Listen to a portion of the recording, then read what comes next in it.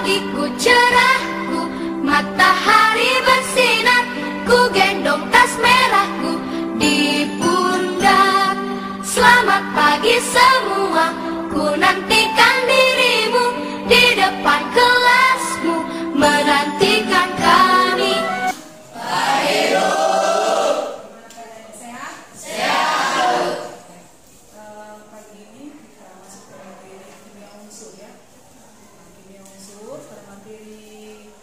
Kimia unsur ini kita akan melakukan percobaan, ya. Kita akan melakukan percobaan atau praktek. Nah, nanti untuk alat dan bahan Ibu bagikan melalui WA group. Ya. Oke, hadir semuanya ya, 20. Baik, kita akan bagi kelompok menjadi 5 kelompok, satu kelompok berempat, nanti ada yang 5. Ya.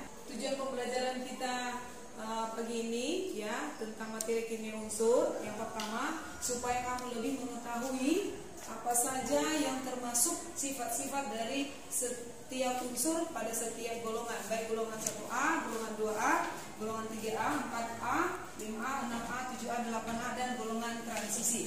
Selamat pagi. Pagi. Pada pertemuan sebelumnya kita sudah membicarakan tentang pandangan pengarang di dalam karya yang dibuatnya. Jadi tidak jarang dalam cerita-cerita, terutama seperti yang kita pelajari saat ini adalah tentang novel. Tidak jarang di dalam karyanya itu seorang pengarang memasukkan pandangan hidupnya atau prinsip hidupnya di dalam cerita yang dibuatnya.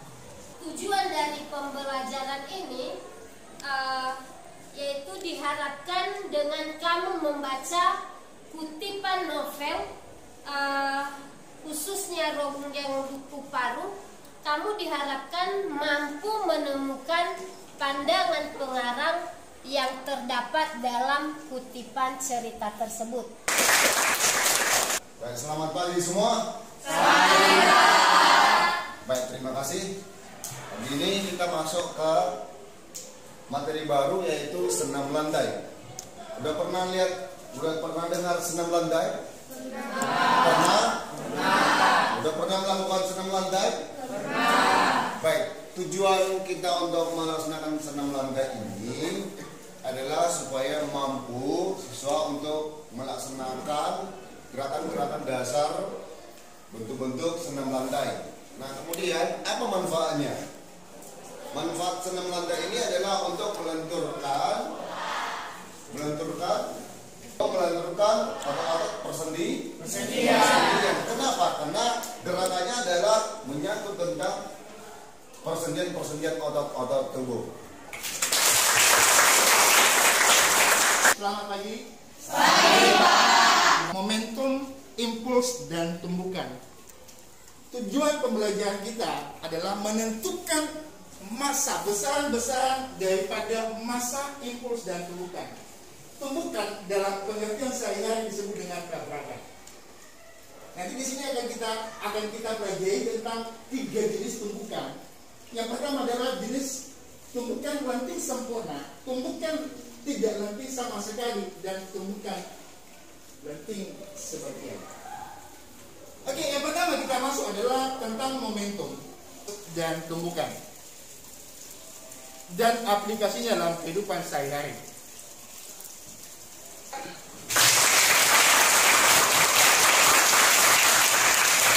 Selamat pagi anak-anak ibu semuanya. Baik, Bu. Bagaimana kabarmu hari ini, Bu? Baik, Bu. Baik, pagi ini kita akan kembali masuk dengan mata pelajaran matematika peminatan dengan topik vektor dan subtopik adalah vektor posisi. Adapun yang menjadi tujuan pembelajaran kita pada pagi hari ini adalah untuk mengetahui bagaimana posisi sebuah titik terhadap titik acuan. Nah, untuk anak-anak ibu semuanya, perhatikan buku cetak kurikulum 2013 halaman 69.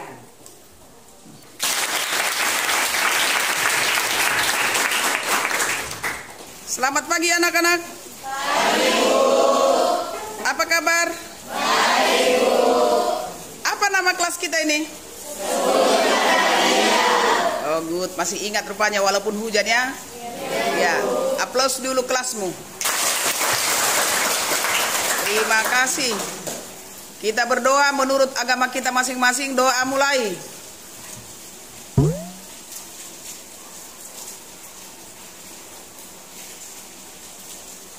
Berdoa selesai. Betapa baiknya Tuhan, walaupun sedang hujan, kita masih semangat belajar. Semua hati kita ini bersumber dari Tuhan, amin. Amin. Baiklah, minggu yang lalu materi apa yang sudah kita sampaikan? Oke, mengenai anekdot.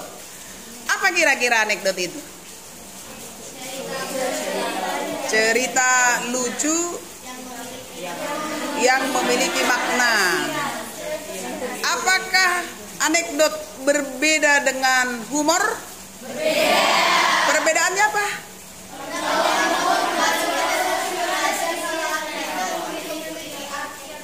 Baik, pintar anak-anak ibu. Tepuk tangan buat anak-anak ibu.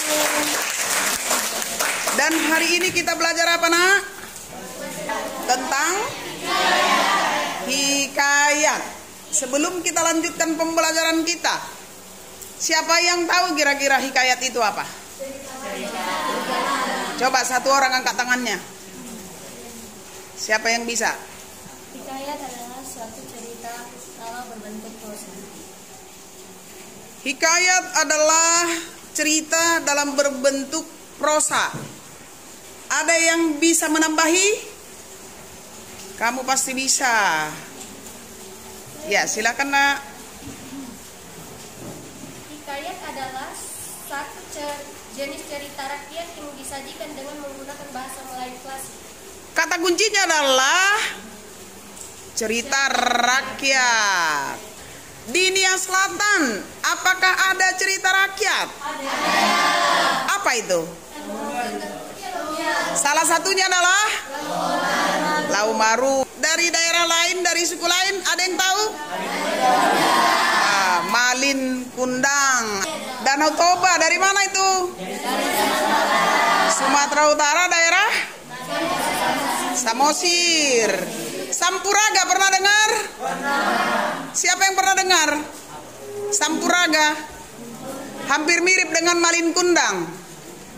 Pernah dengar Sampuraga? Nanti dilihat, di searching di Bapak Talu Google.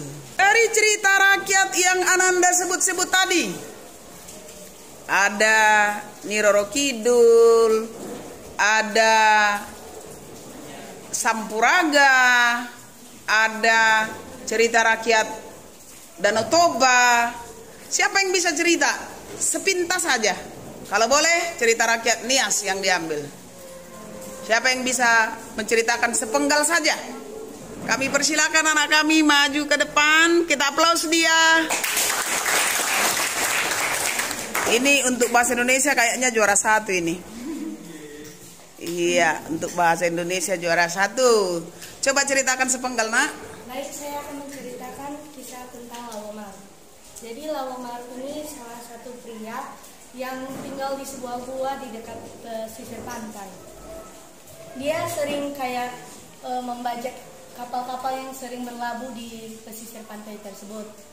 Nah, dia ini dikenal sangat kuat di sana, kayak penakluk pesisir pantai tersebut, dan tidak ada seorang pun yang bisa melawan dia. Ternyata rahasianya yaitu ada 9 kawat di rambutnya yang menjadi kekuatannya. Tapi setelah itu ada suatu kejadian di mana rambutnya itu telah tercukur. Jadi ada orang-orang yang benci kepadanya dan membuat dia tidak berdaya. Oleh karena sampai dia buta dan tidak berdaya lagi melawan para yang membenci dia tersebut. Setahu saya hanya itu. Kita aplaus dia. Mudah-mudahan amanat dari cerita ini bisa kita ambil dalam kehidupan kita sehari-hari. Selamat pagi anak-anak sekalian. Baik, minggu yang lalu kita sudah memulai pertemuan kita dengan membahas tentang hubungan struktural dan fungsional pemerintahan pusat dan daerah. Hari ini kita masih kembali mengambil topik yang sama, hanya kita membahas tentang perbedaan antara desentralisasi dengan otonomi daerah. Ya, tujuannya kita mempelajari ini agar kita tahu ya apa hubungan antara pemerintahan pusat ya dengan pemerintahan daerah dan bagaimana proses pelaksanaan pemerintahan itu sampai ke daerah-daerah. Nah, jadi itu ya.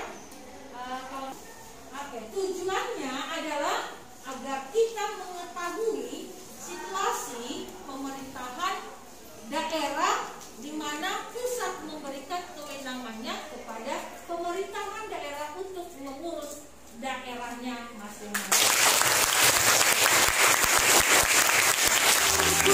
Sayang, guru tercinta, tanpamu apa jadinya aku?